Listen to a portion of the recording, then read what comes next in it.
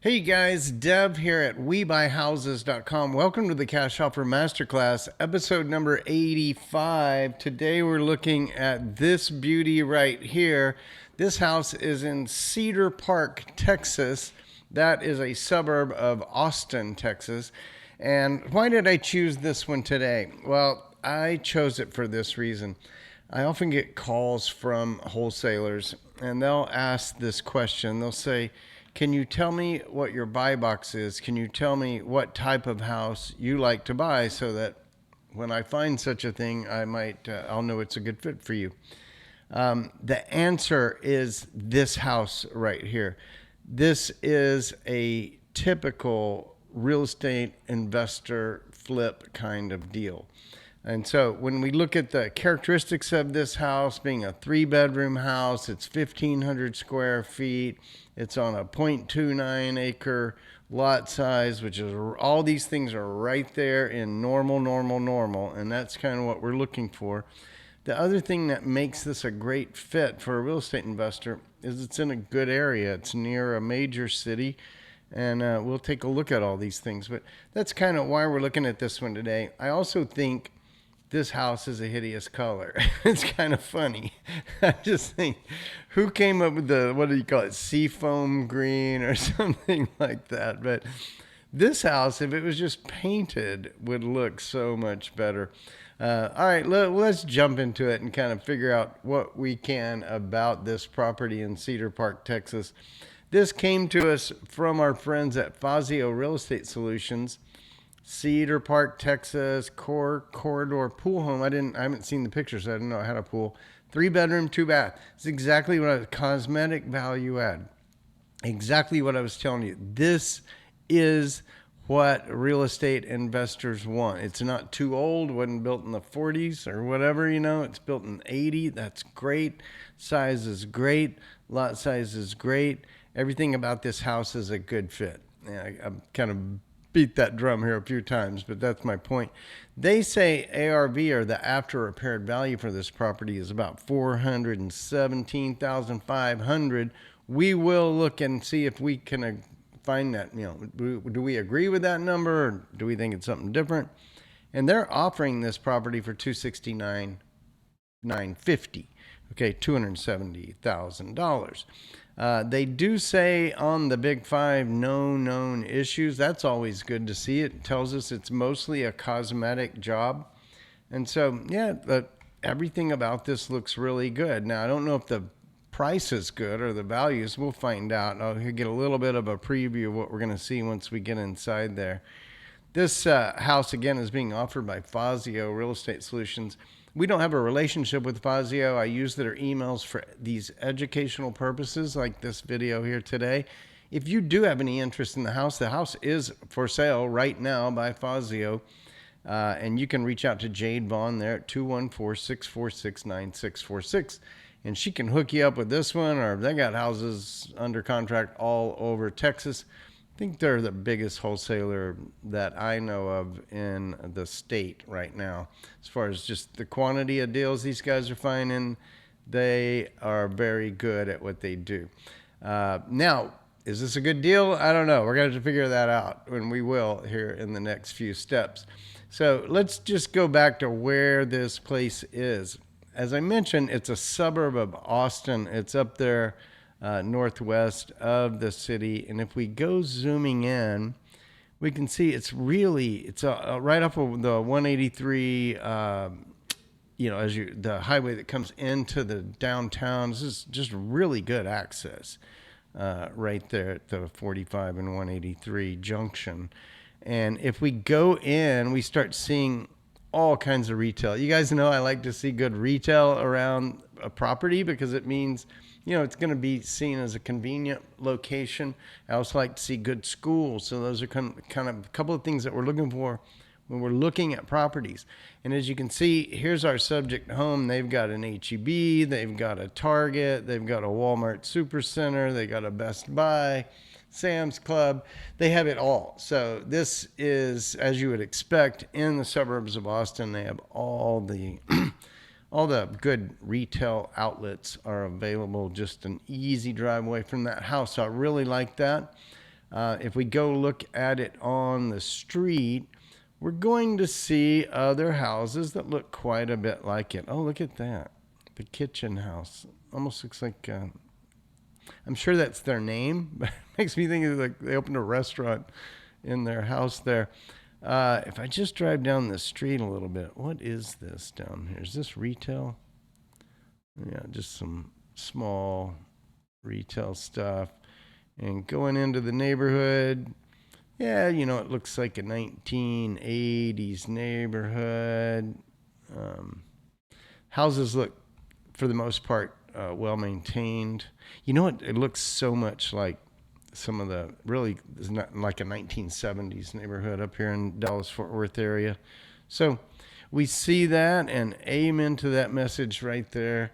Jesus does love you, my friends. All right, so that's the property, the neighborhood, where it's located. Now we're going to jump into our calculation. Now, guys, remember, one of the reasons the wholesaler tells us the ARV is, well, they're trying to convince us that they think the house, if it was all fixed up, could be worth $417. And then they're offering it for $270. Well, that's a very good deal. It's a very big discount. Now, what we do is we need to validate that ARV, and we're going to do it one of two different ways. If we're licensed or we work with a licensed agent, we'll have them run a CMA or competitive market analysis, and they can help us determine, like with this number of square feet, 1580, what are the comps telling us, and then we can apply that to the subject property and compute what we think it would sell for. We also get a good sense of days on market in the CMA process, because more days on market, remember, we got to buy it cheaper because we're going to hold it longer. So we're going to go validate the ARV. Now, we don't have a license. I don't, and I don't have my real estate agent partner sitting here. So I'm going to use the method I teach you guys, which is to go to four sites on the internet that provide this information. We kind of average them together. Those would be sites like Zillow, which says the house, there's estimates $416,400. Now that's real close to what the wholesaler is saying. I thought we were off to a really good start there, but unfortunately it didn't hold up, because I got into Redfin and $369, much lower than what the wholesaler is saying. Realtor $372.9, and their number is coming from CoreLogic, which I trust greatly. And so that's what we have there. And then I got the number from Property Radar, which came in at $369,489. So these are the four numbers I went and collected. This is the method that we generally use for calculating ARV, because it kind of takes publicly known information about the property and averages it out. And we see that the median of these is 371, the average is 382. I shot right in between those two and found that this house in Cedar Park, 1,518 square feet at $250 a square foot, is worth $379.5, and that puts us right in the middle of the median and average, and I like that. Now, this is where we're going to stop as far as our ARV calculation. We don't think it's 417. There was only one site that came close to suggesting the house could be worth that. We think it's 380. And so coming over to here, this is, what is that, $37,000 higher. Not necessarily going to kill the deal as long as the price being offered is pretty good. But here's our first kind of look at that. If the house is worth 380, and if it was in perfect condition, it needed zero repairs, we could pay 265, because our calculation works like this: after repaired value times 70%, or what we call the discount factor, minus the repairs, equals the cash offer. Guys, this is, you got to follow this rule. You got to follow it like a religion. Excuse me, like it's a religion, because if you don't use the right discount factor, you can do these deals and put your own money and other people's money at risk, and then end up losing money. It's a bad thing. So, and where do we lose money on a deal? We lose money by we miscalculate the after repaired value, we use a discount factor that's too high and we miss repairs. And so there were much repairs needed that we didn't see.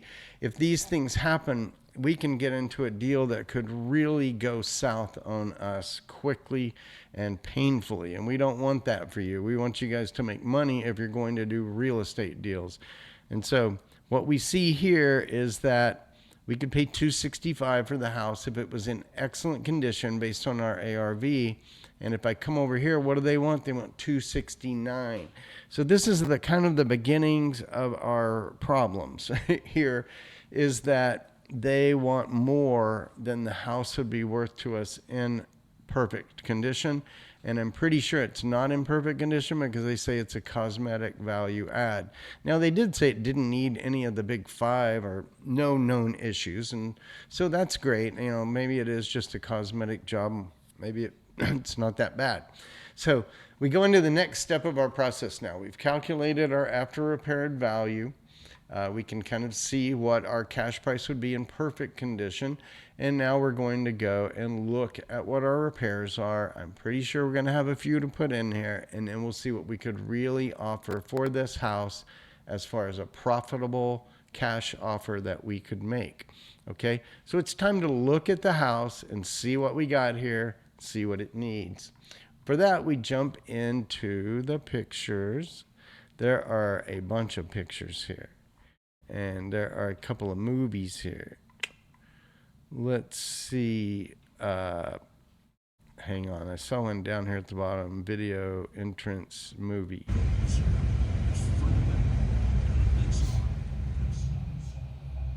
I don't think we need much of that volume. The volume from the video isn't doing us any good.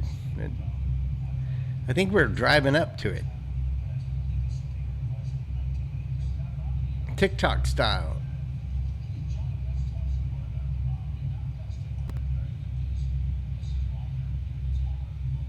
And a Tesla. You guys know I like Tesla. Okay, look, there we are coming up to that seafoam green house. All right, well, I don't know. Did that video provide a lot of great I don't know. It's not that good. Let's see what this one does. Oh, much better. By the way, wholesalers, you got a phone in your pocket. It makes videos. You need to do this. It's so much better. I mean, there should be 10 of these, basically.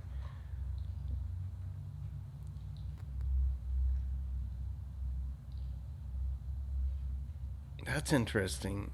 There's a handicap reserve parking in front of the house. I don't know what that means. I've never seen that before. All right, let's jump into it, see what we got here. This looks like a picture from a listing or something. And we're going into the house. All right, let's jump in. And guys, I don't care about colors and things like that. I mean, and the silly lights. I don't care about any of that. What I'm looking for like cracks, because we're going to repaint this house. And then also, is the flooring any good? Can it be used, or do we have to do flooring as well as paint? Looking at this bathroom, you can see it was set up, open shower set up. Looks like an older person's probably been living here, maybe for quite some time. That looks like something my mother would have done in her bathroom. Yeah, so it doesn't look horrible. The paint color, I am going to pick on that. It's pink. Everything's pink. Maybe it was a lady and her family, made her house pink for her, and it was nice. Yeah, look, like I said, I don't see anything like glaring, like water damage or cracks around the windows from the foundation or the doors. I don't see anything like that. Looks like a carpet that is probably from 1980. Who knows? Don't know what we're looking at here. Not much to see. Oh, you know what? I think that's a bathtub. Look at that. That looks like like a jacuzzi tub or a garden tub. What do they call it? Well, they showed us a picture of the bathtub. You could not see the bathtub. Oh, that flooring. Oh my. I've seen that kind of product before. Hard to find that these days, I bet. And it's so pink. Okay, I did say I wasn't going to comment on colors, but oh my gosh, come on. You painted your main house pink. This bathtub actually looks pretty good. Like, I don't see many problems around that. Older flat front cabinet, not very great, but, and yeah, it looks like it just needs to be cleaned up, painted up, maybe a little repairs. It seems like they have a towel in the window seal right there, and that may leak. If that leaked, it would leak down into the wall. That would not be good. All right, guys, it's a party every day at this house with the lights and everything. And hey, there's a solution to where do you put the TV above the fireplace? No, it used to get right in front of the fireplace. Then you could just put, like, on that movie, on YouTube, you can do a movie. It looks like a burning fireplace. Perfect solution. Yeah, I'm guessing I don't see any kind of crackage. I don't see any kind of discoloration in the roof. That's the stuff I care about. I do think the floor is 1980s carpet, and I think this is probably 1980s tile. They do look like individual tiles. Yeah, it's kind of weird. Kind of weird, I tell you. It just looks like whoever was living here has been living here, has been having fun. It looks like they've been having fun and fun with the colors and the lights and all the silliness. I'm guessing that's the front door because I see the seafoam green and a doorbell. But that, yeah, what is that? Because this is an ugly door, and then this is a nice door. This is what your front door. Coming in and looking down the kitchen on the left, and again, it's, that tile. See, there's not many people that would want that tile these days, so you're better off getting rid of it and replacing it with, a laminate, something like that, or a different tile. Here again, I just don't see anything that's really kind of telling me it's got a bunch of hidden problems, cracks or water stains or anything like that.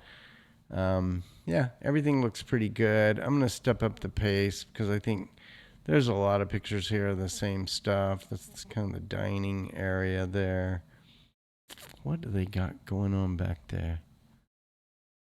I can't tell. Oh, it's just like one of those TV stands. For like the big TVs, the big fat ones that we had back before the flat screens.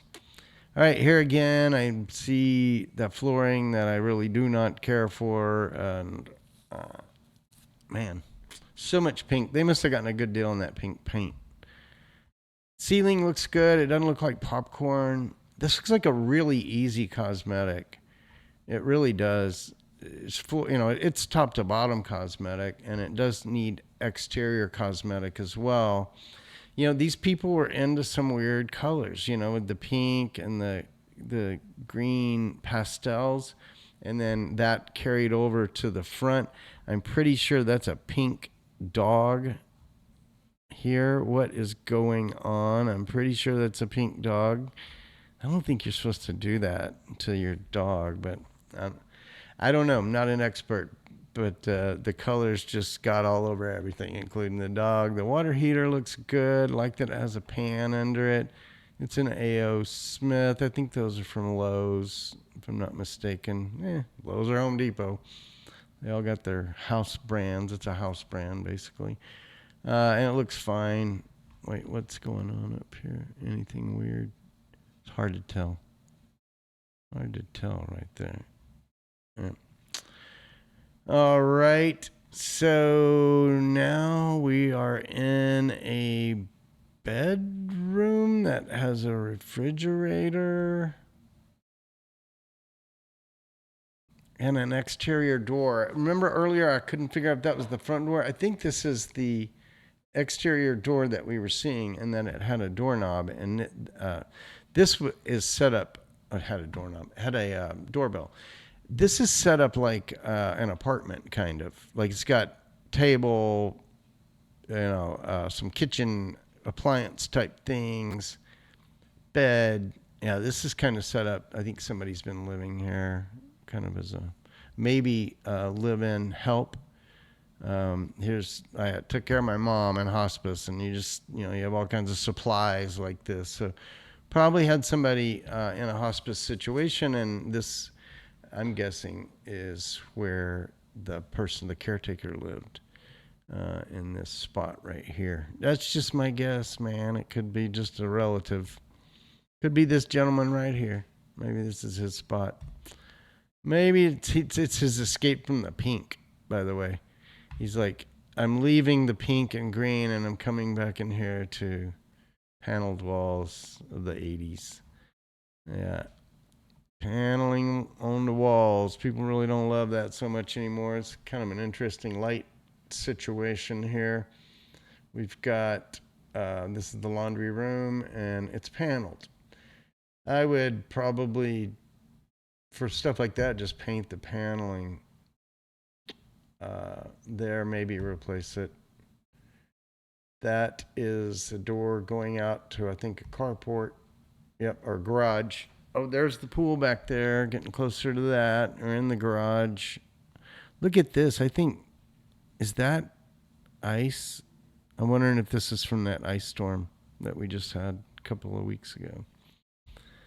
Yep. The pool is no bueno at the momento. Yep. Look at that. It's down. It hasn't been running. It needs to be clean. Who knows if the pipes and everything are working? We don't know. Don't know what that. I think that's an overhead microwave sitting out back. Not 100% sure what I'm seeing there either. It looks, I don't know. It looks like a cage with a lock. But I don't know. And we got a lawnmower. Yeah, so this is I think we're still in the garage, or we might be out under that porch. Yeah, this might just be the back porch, right? That's what it is. All right, so we can see they did get a little bit of that ice that fell upon us a couple of weeks ago, upon most of the America. Let's see. So, yeah, the pool looks bad. That's going to need some work. This is going to be hard to bring back. I always think with pools, either you're in a situation where you want to just get rid of it, cover it up, and pretend it wasn't there, or fix it. And both of those solutions are kind of expensive. Because if you were going to fill it in, you'd want to get rid of all this. Fill it in, bring a bunch of dirt in. There's the pool pump. It doesn't look horrible, but it's impossible to look at these and know if they function right. But it looks okay. Yep, it does. They got him a camper out there. Pretty good lot size, 0.29 acres. Just a bunch of junk out here. Needs to be cleaned up. There's our friend there again. He's out looking around. Thinking about all the things that he needs to do back there, but not really that inclined to do it.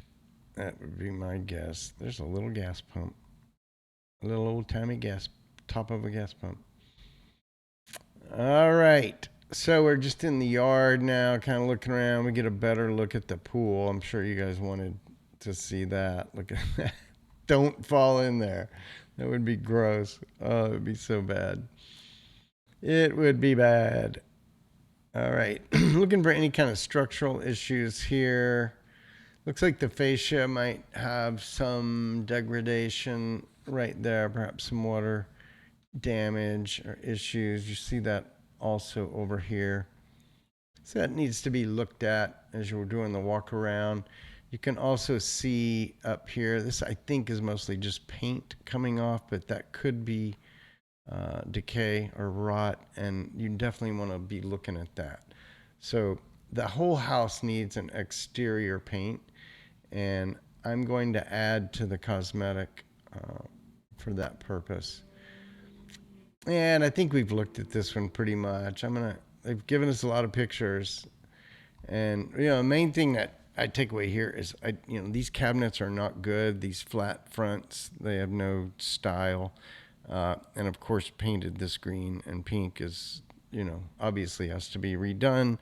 But you might want to reface these cabinets when you do that, since those aren't very nice cabinets. This is also a very old oven right here. Wait, this is ice. This is an ice maker.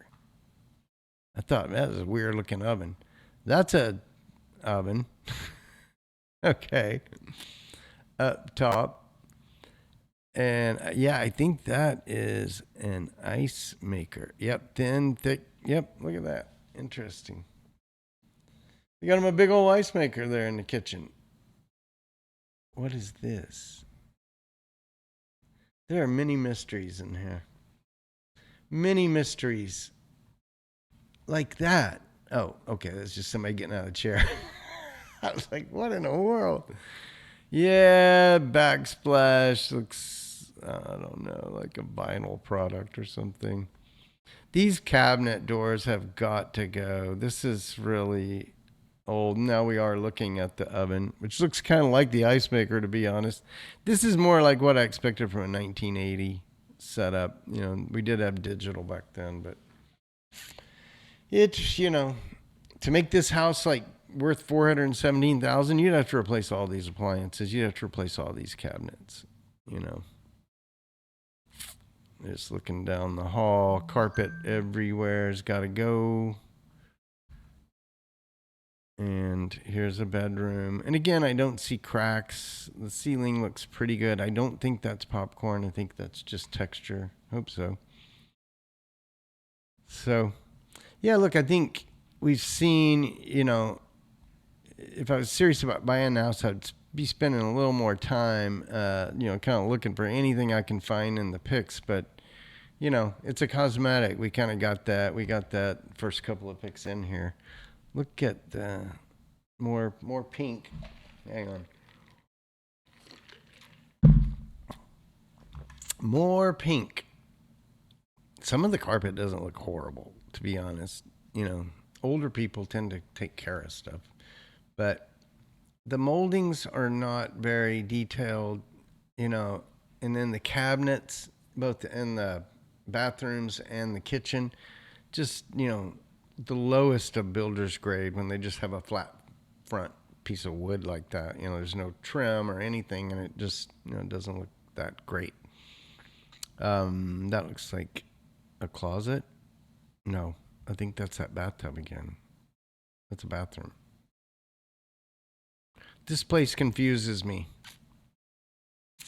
I do think I'm guessing there may have been a male and a female, and I'm not going to assume anybody's gender or whatever, but I think there was somebody who, was probably a female and probably liked pink and probably, just kind of looked like they might have been kind of a fun person because of some of the silly choices they made, There is something taped onto the wall there. That is unusual. And I would question this. And what is this? I don't know. So that's something to figure out. It's by a window. All right. Here again. Now I get a better look at least that ceiling. And that's just, paint over texture. Yeah, look. I don't think the house has any foundation issues. Now, I'm obviously not checking with my level or anything, but look, there's something taped on the ceiling too. That's unusual.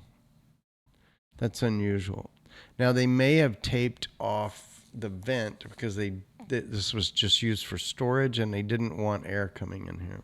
And that may be what I'm seeing there. This looks like a little place to get your hair done and your makeup. Look at that. Isn't that cool? There is definitely a lady's touch here, my friends. Ladies touch. Lots of things, knickknacks. No, let's see. Supplements. Oh, it's hard to tell. Anyway, it's more like a pantry area. Okay, got that. This bathroom we saw earlier. See here again, you see those flat fronts. This would be nice to replace all that. And flooring too, yeah, we saw this one. It looks all right. Wow. The green pastel is crazy. And look at the lights on the floor. Isn't that funny? This seems like this would be a younger person being here, but I don't know. I don't know. Remember the fireplace was all set up with lights and such. Yep. Yeah, and there's the that walk-in shower that we saw, the first bathroom that we saw. Yep. Walls, floors, inside paint, outside paint. Yeah, I'm just going to move on through because I think we pretty much beat this horse to death. And the roof does look pretty good. Look at that. I like that roof. Now, it does have one of those, it's kind of a vent along the top. And it looks weird to me, but that's pretty normal. What are those things? Fascia here looks good. Siding there looks bad. What is that? What is that? It almost looks like somebody else's house. I think it might be. I don't know. Okay, that was the actual front door, the white door. Now, maybe that's just covering up the normal front door, like they have a storm door there. I'm guessing this is a conversion, and this was a one-car garage. You got your driveway coming up here, and that's been converted. Yep. It doesn't look horrible. Is it still that seafoam? Whoops. Yeah, it is that color. It is that color. So there's your subject property. Again, I think in all ways, this is a great real estate investor property. It just ticks all the boxes for us. I think this is a trailer, like a motorhome. All right, there's the other side. That looks fine. I'm getting tired of looking at this house. And then we're to that movie. All right, so we're ready to wrap this one up. And what we're going to do is we're going to talk about the repairs now. We've got our ARV of 380. We know that right now we could pay 265. It was in perfect condition, but it's not in perfect condition. They want 269. We're not going to be there because we're starting at 265, and we're going to put at least, like if it was just internal cosmetic, we'd be putting a 15K. But what we see there, remember, we've got outside cosmetic issues, and we've got that pool. That pool, I think, is going to take $6,000 to $8,000 to bring back. I'm not 100% sure about that. It's maybe something we should ask ChatGPT. Let's ask ChatGPT. Wait, where are you? Okay. The computer's lagging. All right, so we're going to say, I'm looking at buying a house that has a pool that is in very bad condition. It has green water and has not been run for months at least. How much should I budget to repair this pool? Now, I use ChatGPT a lot just to get its opinion on things, and see. Most of the time, a swampy pool is neglect, not structural failure. Pump hasn't run. Chemistry hasn't been. Algae took over. Filters are likely clogged. Some seals and gaskets dried out. Yep. Not catastrophic. Best case scenario, just a resurrection 1 to 3. Middle case scenario, this is where you have to do some repair to like the pumps and such. And that's where I was in the 4 to 7 range. And then kind of worst case scenario, 10 to 20. And this is when you've got, the shells cracking and things like that. So assuming that the pool's in pretty good shape, we need 5 G's in here just for the pool.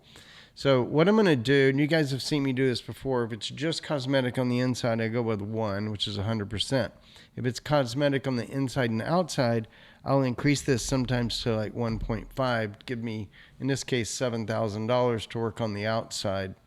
And then we have the pool issue, and I could either account for it here, account for it in general repairs, something like that. I need $5,000 for that. If I put in 1 of general repairs, that gives me 9108, and I think that's good because it gives me money for the pool and then other general repairs that we're going to see along the way. This would be a $22,000 cosmetic. I think that's too low.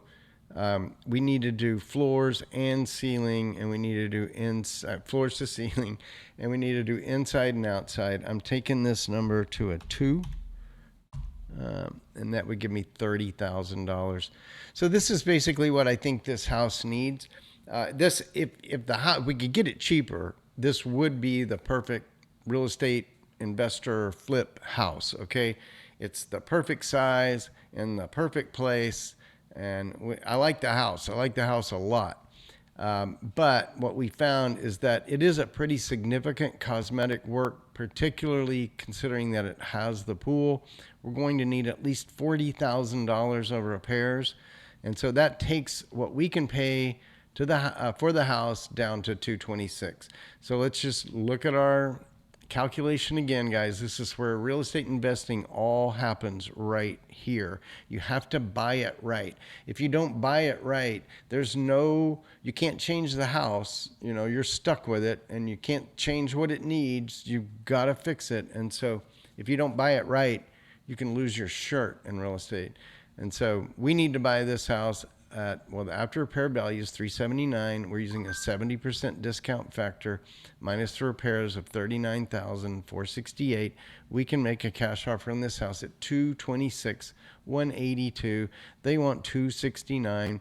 We are pretty far apart. We're 40 something $1,000 apart. What did I say? 43, something like that. Is that right? Yeah, I think so.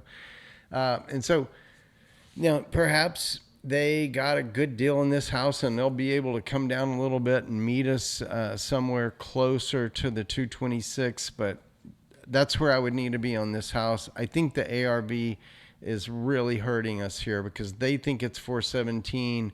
We're thinking it's more like 380. And once we got there, it just torpedoed what we could offer for the house. We were at 265 with no repairs, So, well, that's it for today, guys. I hope you have enjoyed learning about real estate investing in the episodes that we've done so far. This is episode number 85.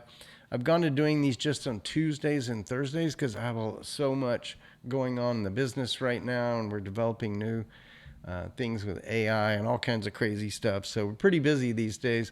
I want to keep in touch with you and, spend at least, a couple of sessions with you a week. And then just like before, every 10th episode, we're going to do something special.